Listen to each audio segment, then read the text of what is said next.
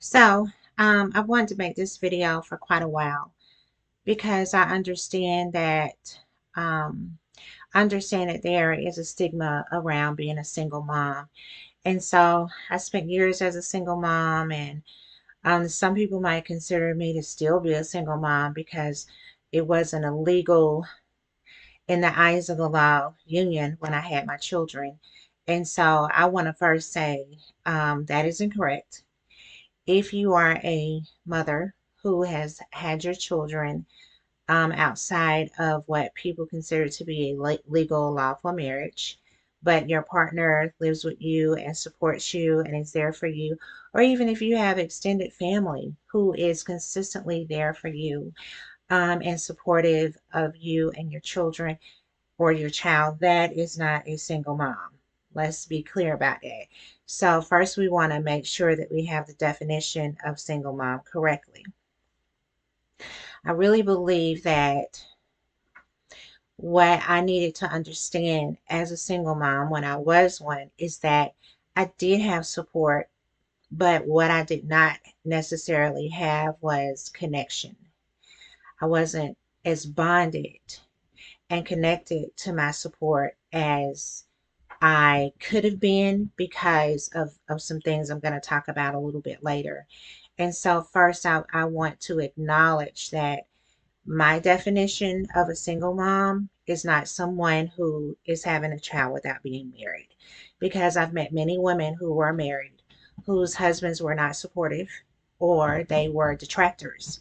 They were literally there doing more damage and taking away more than they gave. And so, what is the definition of that? Because we're often taught that just because a man is there, it's going to automatically be a better situation for the children, and that's not always the case. So I want to make sure I establish that anyone who pretends that that isn't true or has a tendency to ignore that is ignoring that to their own detriment. That should not have anything to do with you as a single mom or what you bring to the table. So I was speaking to a doula who is also my mother. And she was explaining that a lot of what she sees now when she is seeing single moms is women who do not have good, healthy support. They don't have they don't have bonds and connections to the family or the people in their lives. And so they're bringing a child into the world to have somebody to love. And I totally understand this. I was adopted as a newborn, and when I realized I was surrounded by people who didn't share my blood, people who didn't share my mindset, people who didn't share my energy,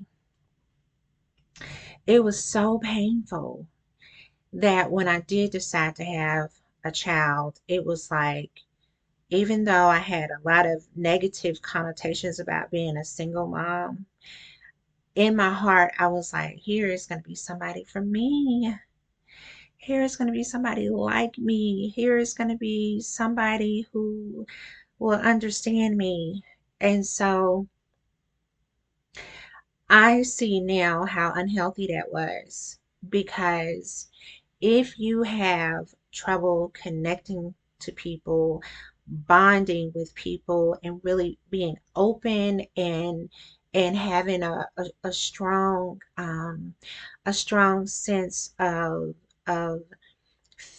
even if you're not family, if you have a strong sense of what it means to be in a family where there's mutual support, there's mutual giving, there's mutual love and compassion for each other, a child is not going to fix that.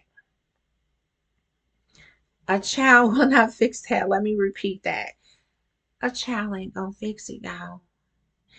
You have to you have to open that within yourself. You have to find that within yourself to be able to offer. And once you offer it, you get the opportunity to also receive it. So that's the first thing I wanted to address. I read a book about single parenting, and the author talked about a poverty of relationships being the issue for so many of the women she was seeing. And this was back in the 90s. And so for a doula, for my mom to be seeing this now in 2025, that we're continuing to bring children here as a need to find connection and belonging, I understand it, but that's a big, big role to put on a child. And I know it doesn't feel like you're taking something from that child. I know it feels like you have so much to give and you don't have anybody else to give it to. And so now you have a child and you have the ability to give this child like protection and love and support and to be their biggest cheerleader. And what I'm saying in terms of that is, of course you do. You do and you will. But I have learned that I should have never thought that I could be the sole support for my children. It literally takes a village to raise children. You need the aunties, the uncles, and these need to be healthy people. So it doesn't matter whether or not they're blood. You need those people there. You need those people there for you first. So if you don't have people who are supportive in your life, my advice, get you one or two older people who are wise. Just because they're old doesn't mean they're wise. Get you one or two older people who will share their wisdom and share their knowledge. Be ready to get your ear talked off because they're going to talk to you about 2, 3 hours every time you talk to them. So be ready for that. But that is out of love. These are people who did not get addicted to social media. So they're all about interacting with you, talking to you, pouring love on you with words. So be ready for that. The next thing I would say is, as a single mom, I was dealing with generational curses that I didn't know anything about. For the people who don't believe in generational curses, look up epigenetics because scientists have proven that generational curses are real. So, score 3 points for the spiritual people who have taught about generational curses for forever. The generational curses that you might encounter if you are no longer with the Father are a real issue because these could be these could be traits or mental perceptions that made you want to leave the person you were with when you got pregnant. Or maybe you didn't have that opportunity to see that side of that person, but it's something that's very real in their bloodline. What we want to remember about a generational curse is it can be very difficult to detect it because it feels authentic. It feels the same as what the grandmother experienced or what the father experienced. It's going to feel valid. But how you can tell that it's a generational curse is how a person reacts to it. So I'll give you an example. For my mom, her generational curse was feeling like she had to marry very quickly because she'd had a child out of wedlock. For me, it was feeling like I had to marry very quickly because my parents were not supportive of me and allowed certain things to happen to me, and so I felt like I needed to be on my own. For my kids, I promise you, for each of the older three kids that are now adults, when they became 18, it felt like I need to get out of here. Even if it was something that to me was small, to them it felt as dramatic as me feeling that I wasn't protected by my parents. My mom feeling like she needed to hurry and get out of her parents' home. It feels the same. It'll be different situations, but it'll feel the same. And when it feels the same, you're going to make the same choices. So while my children did not, run off and get married, I did. I ran off and got married at 18. My mom got married at 19. For my children, they became involved in relationships with people that they thought they were going to be in serious relationships with. And that became, a foundation for them when they left home at 18 because it was just that pressing of a need. And so that is a generational curse that we have carried through in our family that I am determined to make sure we break and release. I'm determined to make sure that feeling of I need to hurry up and get out the house at 18 and get married or jump into a relationship. I don't want that to continue to be in our bloodline. And so I have to do everything that I can to raise their awareness about what could happen when they reach these milestones and they have to make a decision. Are they blowing things up in order for them to make the same decision that was made before them? That's part of how you know something is a generational curse.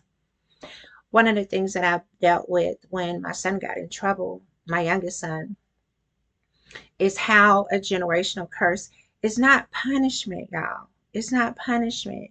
Those generational curses are coming out so that they can be revealed and released. So, for one of my kids, the generational curse of getting in trouble and going to jail was a huge issue. And when I would tell men about my experience, they would automatically ask me, "Where's the dad?" Because they were assuming that his father wasn't there. Guess what? His dad came home every night. His dad was not abusive. He wasn't an addict. He was not a womanizer. I didn't have to deal with women calling my house. His dad was actively in his life and he got in trouble. So what we do when we make it seem like, oh, this boy is only acting up because his dad wasn't there, you're taking away his free will. We all have free will. But at the same time, if this person is bringing forth a generational curse to be healed, that generational curse is not to break you and destroy you. It wants to be revealed. It wants to come out so that it can be processed and healed. It can be dealt with. It can be broken. And so to see, my baby boy go through this experience and know he knew about generational curses. He knew we'd had these conversations. It's not enough. It's not enough for some people to have a conversation. Some people need to have the experience. And that is a part of what free will is. Anytime we go and blame somebody else for the behavior of someone who is mentally competent, so we know that children at 14, 15, 16, they're not mature enough to understand the consequences of their actions, but at that age they do know right from wrong. And so when they make a decision and they're held accountable for it, it should not be an outsized punishment, but at the same time, it shouldn't always go back to the parent or the parents. And that's one of the things that I found to be so toxic about how we talk about children who might have issues in a single parent household. What about the people who have killed their parents, both of their parents, and there was no abuse in their background? This is a real thing.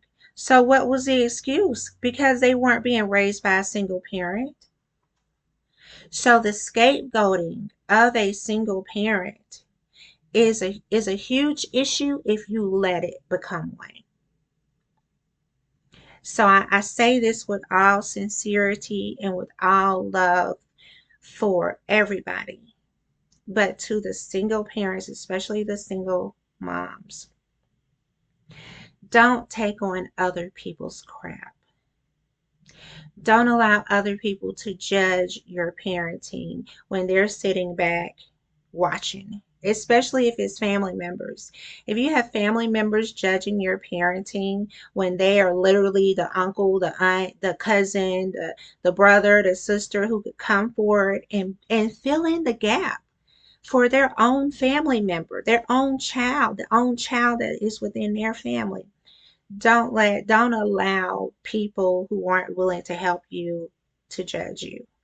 And then, even still, if people are willing to help you, sometimes it is better for you to learn how to not judge as well, in order for you to bring into your life people who are non-judgmental and know how to love you and your child or children unconditionally. This is an art. This is the highest level of being who you are. When you refuse to judge your situation as good or bad, and you take it and you turn it into something powerful and magical, only you can do that. Only you can do that. That's why free will is so important. Nobody can make you look at your situation as something that could be beautiful and magical to you, and then you turn it into that. Only you can do that. That's why it is so important for us to take responsibility, because we are able to turn it around. What the scripture says, what the devil meant for bad, God can turn into good. It is the most beautiful mantra to live by, because you understand that nothing is against you. Everything that happens is for you. That is a beautiful place to live, and there is no judgment in that. People who love to judge that the lifestyle or the choices of a single mother are the people who want to make an excuse for not taking responsibility for their own lives. That is a very real thing. Let me point the finger over here so that I don't have to clean up whatever it is I need to clean up. If we were all focused on being the best that we could be and giving from a full, loving heart, it would not be an issue at all. If you see a child who needs help and the person is being raised by a single parent, the way would be to open your heart and help. So the kind of final thing I want to talk about is, I did choose to get a partner. I know there are single parents who felt like, I don't want a partner. I want to just raise my children on my own, and then once they are out into the world, I'll get a partner. It is it was critical for me to get a partner because I had three children and they were stair steps. And they had a tendency to gang up on me, y'all. And so I needed an ally in the house. I needed someone compassionate, loving, and supporting of me and them. So it wasn't a adversarial kind of, okay, we're gonna gang up on the kid. It wasn't like that. I needed someone who was going to hold a space for me, and someone who was going to support me, and someone who was going to be a great father figure for my children. And what did I bring to the table? Because I acknowledged that I had to bring something to the table. I was a mother of three. So I didn't try to be someone that I wasn't. I wanted to basically bring my greatest strengths to any relationship that I would get into. And so I made up my mind that I was going to make sure that I was financially not in a hole. I made that a priority. And so I cleaned up my credit. I got on a budget. There were a couple of things that I did so that someone wouldn't feel like they need to come in and bail me out. That was one of the things that was important to me. Another issue was making sure that my children were disciplined. Now, I wasn't disciplining my children perfectly, because there's probably no perfect discipline. But I wanted to make sure that I exemplify that discipline is important. The most important discipline you can give any child is to be disciplined yourself. Children are not fooled by your discipline when you're not disciplined. So you have a disciplined environment where you're showing that you know how to control yourself. You know how to focus on your goals and go after what you want. You know how to not overreact when you get upset about something. You know how to control your emotions, and how to operate from a place of reasonableness. When you exemplify that, you're able to discipline your children in an effective way because you're living it. It doesn't look hypocritical, and it doesn't come across as you're putting all the focus on what this child isn't doing when there's so many things you need to do. So I did want to make sure that I was disciplining my children so that I could set that example for them, but I could also let my partner, my potential partner, know you're not going to come into a house that's a war zone. You're not going to come into a space where there are kids that's like wild cats up in here that I just need you to please put your foot down. I was still the disciplinarian for my three children. He was there to back me up, to support me, but he never put a hand on the older children. He had enough respect for me and my discipline style to let me do the heavy hitting, and he did the talking, he did the encouragement, he did the one-on-one time. He stood as a point of stability. And when we had our own children, he was disciplining his children, and he was making sure that, his children knew how he rolled because of his belief that children also need to be disciplined. Now, this is something I don't know what's happened in our community, but we are not disciplining our children no more. We putting them in front of phones and computers and letting them like get addicted to the most powerful technology probably that's ever been created, which is these darn phones. It is very unhealthy for us to let our phones raise our children.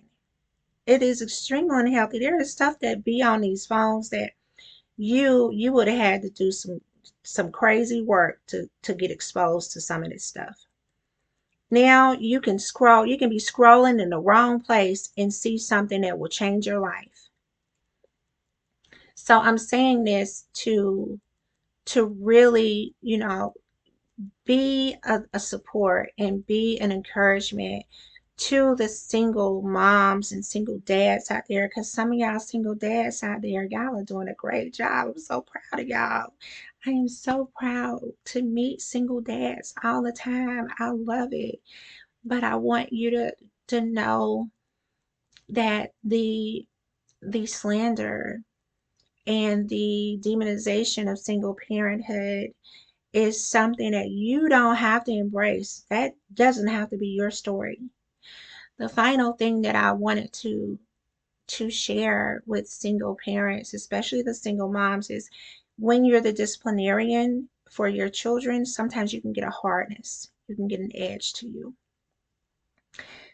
One of the beautiful things about being a single mom, if you're at the top of your game, if you really love being a parent and love being a mom, you have a softness.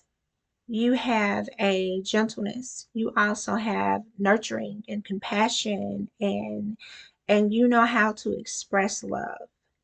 And so a lot of the things that I encountered when I was single and dating and all of this, I didn't have any problems getting men interest or holding their interest because I had a kind of nurturing quality. I had a softness, and I had a sense of openness and a sense of growth and a sense of fun, which can be hard to do when you're struggling about your situation, whether you're struggling financially, you're struggling with behavior issues, or you're struggling with some of the other things that are a challenge as a single parent. I can honestly tell you, when I view my soft skills, my nurturing ability, my compassion, my desire to grow, my sense of humor as my strongest skills, instead of whether or not I have a booty this big, or I have $50,000 in my bank account. When I view my natural skills as a mom and as a person to be valuable, I was able to bring to a good quality relationship those skills. There is an age gap between me and my partner, and people in his age group are dying of cancer. They're dying of heart attacks. Some of them have been in um, senior citizen homes for years. Some of them will unfortunately die there. He is in perfect health. He's in perfect health because of how I fed him, because of how I supported him, and how I created an environment in our house where we were willing to spend money at the grocery store instead of money at the doctor's office. That was extremely important to me. We spend money at the grocery store so that we don't have to spend money at the doctor's office. I don't know about you, but how much would not having heart disease, how much would you pay for that? How much would you pay to know how to eat and what to eat so that you don't get cancer? That is something I was able to bring to my partner because I was doing it already for myself and my children. And I'm not saying that, if you have some of these issues that you can blame somebody for them. I'm not saying that. I am saying a lot of these issues are lifestyle. They're created by our lifestyle. They're created by our eating choices, our habits, our vices. And so if you have someone who is there supporting you saying, we're going to eat this and this is clean. We're going to make sure, the water is clean and whatever it is that we bring into our bodies and not bring into this home is safe. It's safe to inhale, it's safe to eat. And so he saw that my children were healthy. My children didn't have any health issues. My children were not obese. And he saw that I was living that. I was also representing what I was talking about. And so when I brought that to him 20 years later, he's cancer free, he's disease free, he has no chronic conditions, he has no high blood pressure, no, and I'm not going to say that's 100% me because he also works really hard and he makes sure he takes care of his family. And so he has a sense of purpose in his life, which is so important. And he's sharing information that I've been able to show him and teach him with his clients.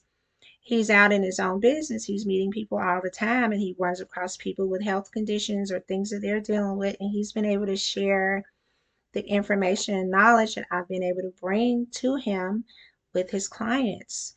So we've been able to partner in a very real way to help bring a certain quality of life for each other into our dynamic. Not to say that it's perfect, not to say that it's ideal, but to say if you're going to be in somebody's life, bring your best. Bring your best. Bring your best, and you will attract back to you some of the most beautiful experiences you can have. And so I hope that as a single parent, especially for the single mothers, I hope that this particular conversation has been valuable for you. If you were raised by a single parent and you want to leave a comment, a shout out, a thank you to them, please do that in the comments. I would love to help celebrate what has to be one of the hardest decisions a person can make, to bring a child here, to bring a child in the world. And I hope that when we make that decision, we do it with a sense of honor. I am so privileged that every child that has chosen to be in my family, to come through my body, to come through the body and the the loins of my children. I'm so thankful they chose our family. I'm so thankful.